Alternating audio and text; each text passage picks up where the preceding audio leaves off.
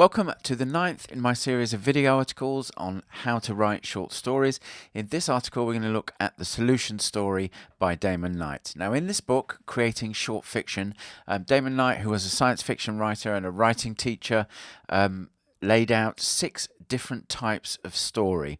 And these are important story types to know because they cross genre, B, as far as I know, no one talks about these in the terms that Knight talks about them, and they're not talked about very much, so it's worth looking at them and seeing if they resonate with you. And the third reason is they don't just apply for short stories, they work for films, they work for novels, and novels in particular can blend 2 or 3 story types together, so you can merge them to make a story that you're writing more nuanced and give it a bit of sophistication and complexity. So this is a cheap book. You can get it Kindle version on Amazon in the US for $7 and similar prices, but in your local currency if you're in a country other than the US. So the solution story. We're going to look at the 4 core elements, we're going to look at the key characteristics, we're going to look at when you should use the solution story. I'm also going to give you a quick caveat because the solution story is a story that has to evolve over time. We'll come back to that. And then we're going to look at some examples in short stories and also some film examples. And the film examples are more contemporary than the short story examples. So let's start with the 4 core elements. Story centers on a puzzle that needs solving. Ideally, the puzzle that needs solving, is a seemingly impossible situation or problem.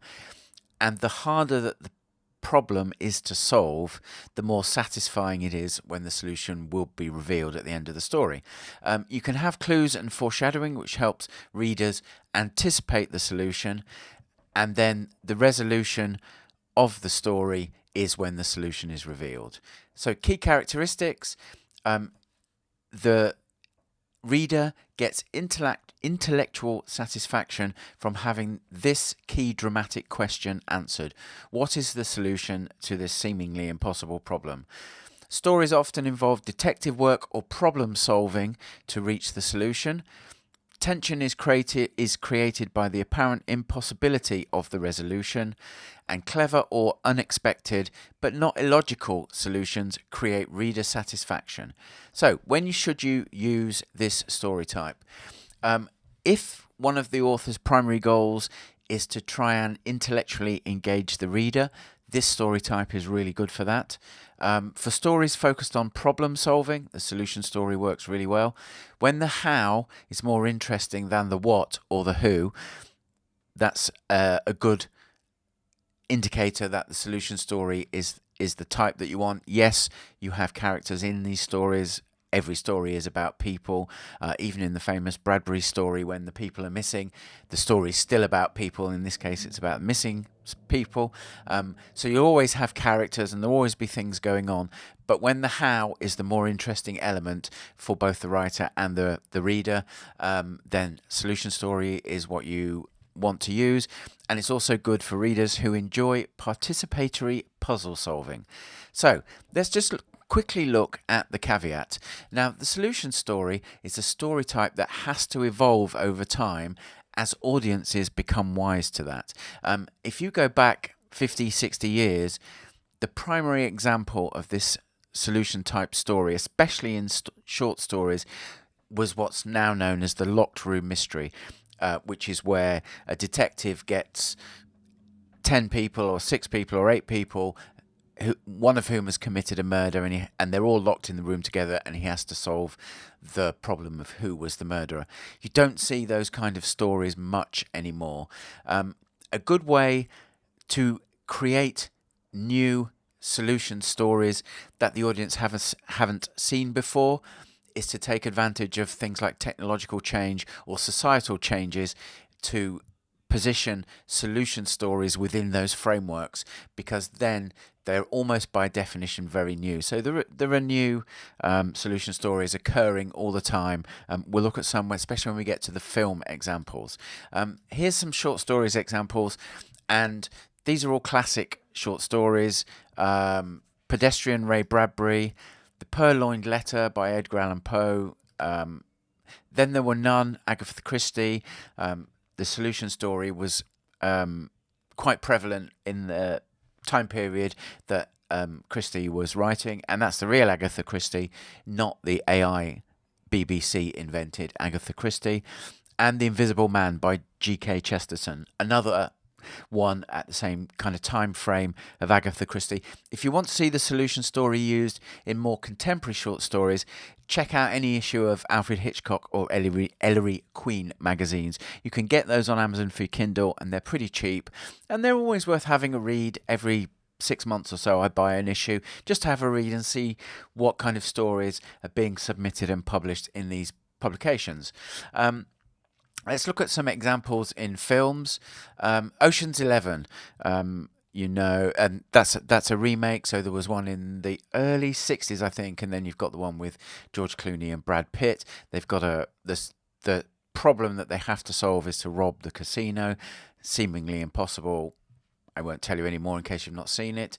Now You See Me, another similar kind of story, and you do find this story type in kind of what would be known as the heist genre, but they're not always heist stories. The Prestige, this is definitely not a heist story. There's a couple of interesting solutions to be uncovered in this story, and it blends a couple of other story types in there. Prestige, by the way, is one of those films that did okay when it was released. I think it's a very underrated film, and it was, I think, 2006, 2007, something like that.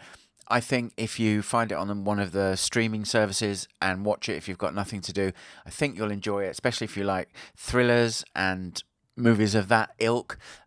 It's quite unusual, and it's very well acted, very well directed, and very well written. So, in fact, just talking about it has made me think I actually might watch this tonight, because I haven't seen it for a couple of years, and I do remember last time I watched it, which was the second time, really being able to enjoy it and see more about how the plot was put together and all those kind of details that writers need to be taking note of to give them information to draw on when they're doing their own writing. The Sting, again, another kind of heisty movie, classic movie. I'm sure you've familiar with The Sting. If you're not, classic heist movie, you should watch that. And The Great Escape.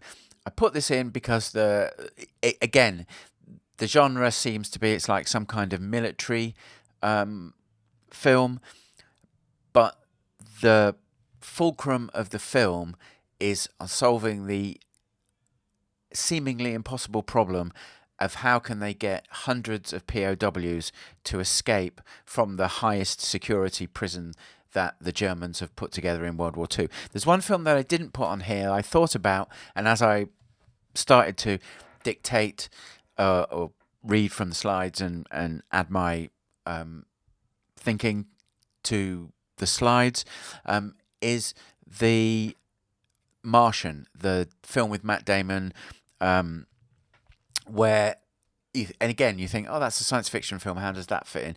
But the problem in that film, and this is the problem is solved by a series of steps of problem solving, and the problem is Matt Damon's character gets left on Mars, and he has to survive, and he has to work out how to survive. And then there's a second problem, which is how do they get someone to get to Mars and rescue him, and so on and so forth. But The Martian is another great movie. Even if you're not interested in science fiction particularly, it has a science fiction background, but it's a interesting character who has to solve a seemingly impossible problem to keep himself alive. I've got a funny story about when I saw this at the pictures. I'll save that for another time, but because otherwise the video will run on too long. But so I would watch the Martian as well to see a slightly different take on the solution story. The next episode. Now, I said at the start of this episode that Damon Knight identified 6 story types, and this is the 5th. We're not going to look at the 6th story type. Knight called it the unplotted or illumination story, and it's much more at home in the kind of literary fiction genres. And I'm not interested in literary fiction.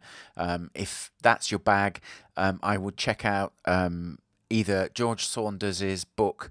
If you search George Saunders, Pond and the Rain, it's got a fuller title than that, but those keywords will get you to it. He also has a Substack newsletter every week.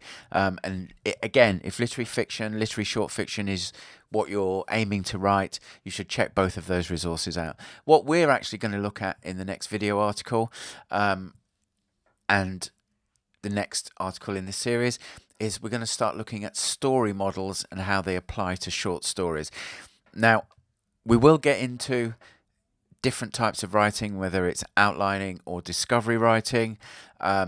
Even if you're a total discovery writer, you still need to know about story models, so that at editing stage you can make sure you've hit all the appropriate beats, signposts, plot points of the specific story type that you're writing. Talking about outlining and discovery, I'm also going to start a tangential series, which is how to use short stories to find your writing process.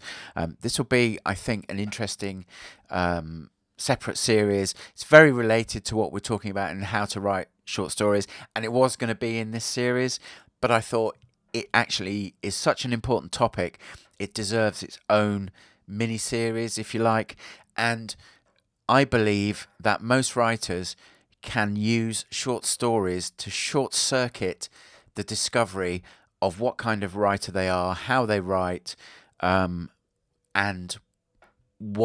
how they can support that writing habit by identifying those things. And then once you've identified those things, then you can use another series of short stories to identify what your strengths and weaknesses are, so that you can go away and bring your weaknesses up to a higher level. So that's going to be a really important side series or tangential series, whatever you want to call it, which doesn't just affect short stories, although it will be focused on short stories. There'll be like a lens to focus what I'll talk about and teach. It will also apply if you aspire to longer form writing like novels, serial fiction, novellas, stuff like that. So look out for that series as well. And until I catch you in the next video, in whichever series it is, if you need to drop me an email, you can find me at paul@deliberate-practice.com, and I'll catch you in the next video.